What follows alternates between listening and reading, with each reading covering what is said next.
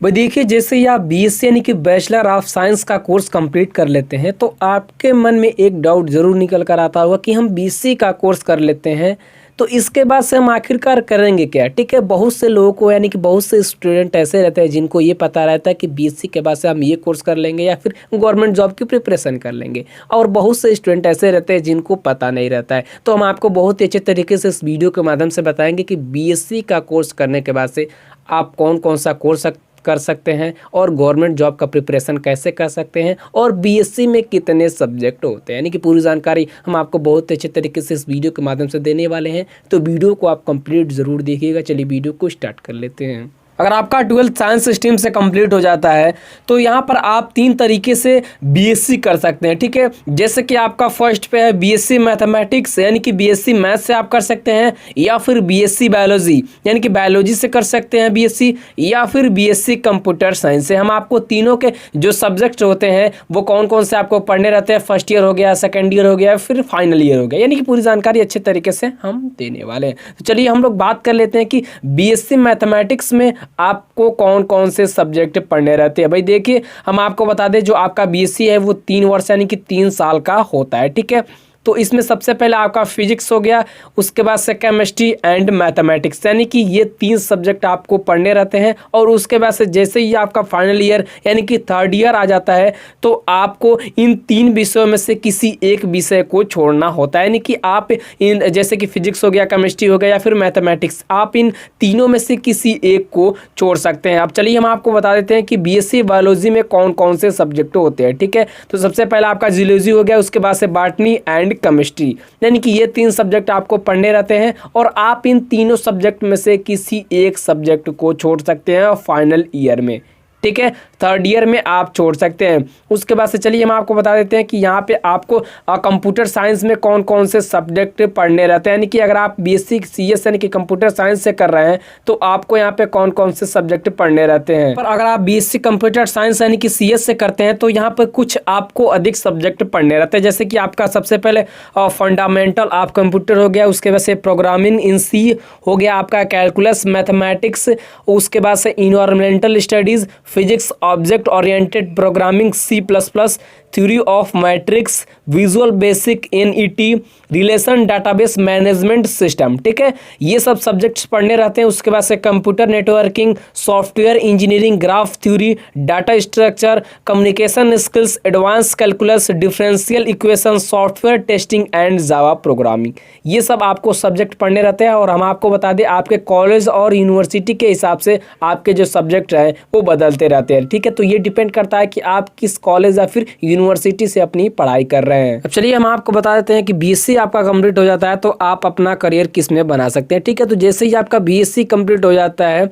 तो आप master field में अपना करियर बना सकते हैं, यानी कि एमएससी का कोर्स कर सकते हैं। ये कोर्स पोस्ट ग्रेजुएट का कोर्स होता है और आप मास्टर फील्ड में अपना करियर आसानी से बना सकते हैं इस कोर्स को करने के बाद से। और ये कोर्स आपका 2 ईयर यानी कि 2 साल का होता है।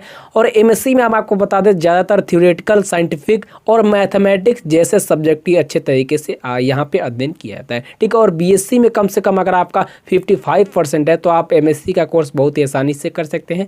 उसके बाद से आप एमबीए यानी कि मास्टर ऑफ बिजनेस एडमिनिस्ट्रेशन में अपना करियर बना सकते हैं। ठीक है, अगर देखिए आप बिजनेस फील्ड में अपना करियर बनाना चाहते हैं तो एमबीए का कोर्स आपके लिए बेस्ट चॉइस होगा। और एमबीए करने के लिए फैशन में कम से कम आपका 50% रिजल्ट होना चाहिए, तब आप एमबीए का कोर्स बहुत ही आसानी से कर सकते हैं। ठीक है, और यहाँ पर हम आपको प्लेसमेंट की बता दें तो प्लेसमेंट बड़ी बड़ी कंपनियों में होता है। इसके बाद से आप यहाँ पर एमसीए का कोर्स भी कर सकते हैं, यानी कि मास्टर ऑफ एप्लीकेशन में अपना करियर बना सकते हैं। भाई देखिए, अगर आप कंप्यूटर फील्ड में अपना करियर बनाना चाहते हैं तो आप एमसीए का कोर्स कर सकते हैं। ये कोर्स बीएससी या फिर बीसीए के बाद से होता है और ग्रेजुएशन में कम से कम आपका 55% मार्क्स होने चाहिए, तब आप इस कोर्स को बहुत ही आसानी से कर सकते हैं।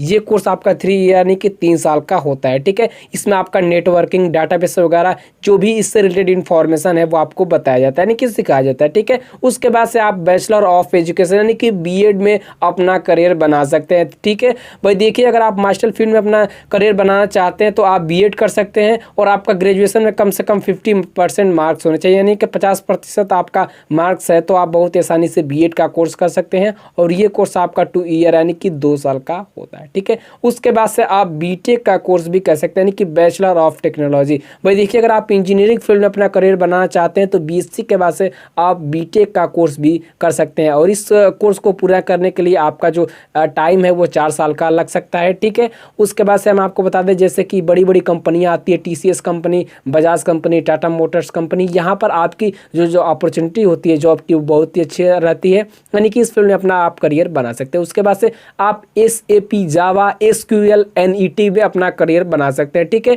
तो देखिए हम आपको बता दें, आप यहाँ पे प्राइवेट सेक्टर में भी जा सकते हैं। उसके बाद से बीएससी करने के बाद से आप PGDM का कोर्स भी कर सकते हैं, यानी कि post graduation diploma of management. ठीक है, और हम आपको बता दें, इस कोर्स को करने के लिए आपका जो टाइम है वो 1 साल यानी कि 1 ईयर लग सकता है। ठीक है, उसके बाद से हम आपको चलिए बता देते हैं कि बीएससी करने के बाद से आप LLB यानी कि लॉ का कोर्स कैसे कर सकते हैं। यानी कि अगर आप LLB फील्ड में अपना करियर बनाना चाहते हैं तो बीएससी का कोर्स करने के बाद से आप लॉ का कोर्स कर सकते हैं, यानी कि जिसे हम लोग LLB कहते हैं। अगर आप वकील फील्ड में अपना करियर बनाना चाहते हैं और उसके बाद से जैसे कि आपका क्रिमिनल डिफेंस वगैरह इसमें अपना करियर बनाना चाहते हैं तो LLB का कोर्स आपके लिए बेस्ट चॉइस होगा। बीएससी करने के बाद से आप LLB का कोर्स बहुत ही आसानी से कर सकते हैं। अब चलिए हम आपको बता देते हैं कि बीएससी करने के बाद से आप गवर्नमेंट जॉब का प्रिपरेशन कैसे कर सकते हैं। ठीक है भाई, देखिए बीएससी करने के बाद से गवर्नमेंट जॉब का प्रिपरेशन आप करना चाहे तो कर सकते हैं, जैसे कि इसमें आप CDS का एग्जाम देकर भारतीय सेना यानी कि इंडियन आर्मी में जा सकते हैं। उसके बाद से IAS हो गया,